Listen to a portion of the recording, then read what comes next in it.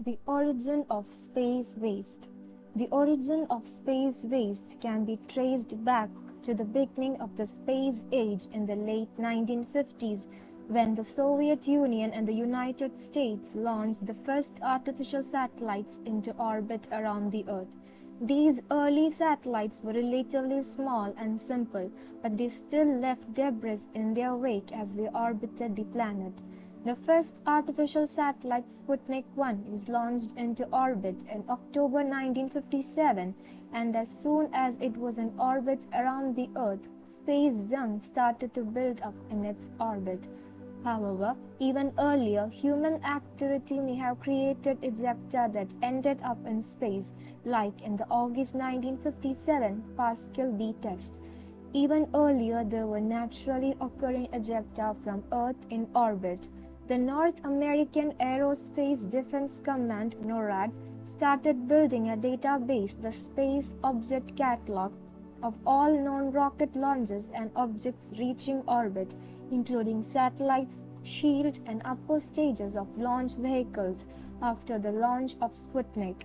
Later, modified versions of the database were released by NASA as a two-line element set, and at the start of the 1980s, the Celeste Track Bulletin Board re-released them. Other items in orbit were known to the trackers that fed the database, several of which were in the consequence of in-orbit explosions. Others were the consequence of rocket stages exploding in orbit as a result of remaining propellants expanding and rupturing their tanks during anti-satellite weapons tests in the 1960s. Some explosions were purposefully generated. NASA and the American organizations made an effort to slow the accumulation of junk in the 1980s. For the Delta launch vehicle, McDonnell Douglas tried one trial method in 1981. The method means letting the booster move away from its payload and release any fuel still in its tank. As a result, one of the sources of pressure building in the tanks that had previously led to the explosion and the production of extra-orbital debris was eliminated. Other nations took longer to implement this solution, and the issue worsened over the decade, particularly due to Soviet Union's numerous launches. The number of debris pieces in the critical mass zone was then adjusted upward as a result of a fresh round of studies conducted by NASA, NORAD, and other organizations in an effort to better understand the orbital environment. Although the number of objects was thought to exceed 5,000 in 1981, new detectors in the ground-based electro-optical deep space surveillance system discovered more objects. In the late 1990s, it was estimated that only 8,500 of the 28,000 launched items were still in orbit and that the majority had already decayed. An ASAT and a satellite collision in 2006 increased the number of objects from 13,000 in 2005 to 19,000 in a study. NASA estimated that 22,000 objects were being tracked in 2011. History of debris in specific years.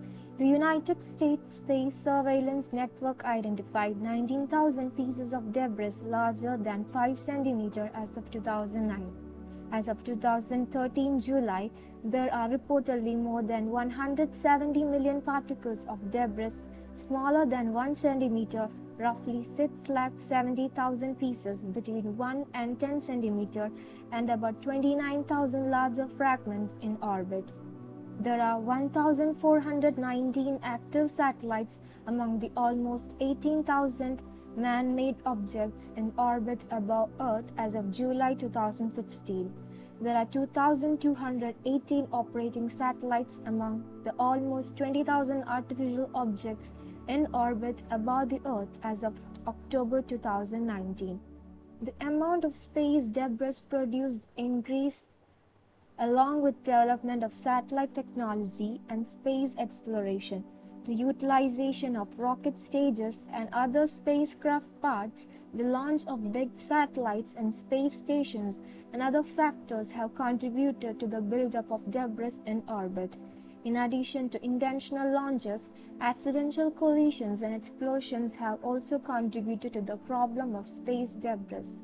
Today, space organizations and governments all around the world are quite concerned about space debris.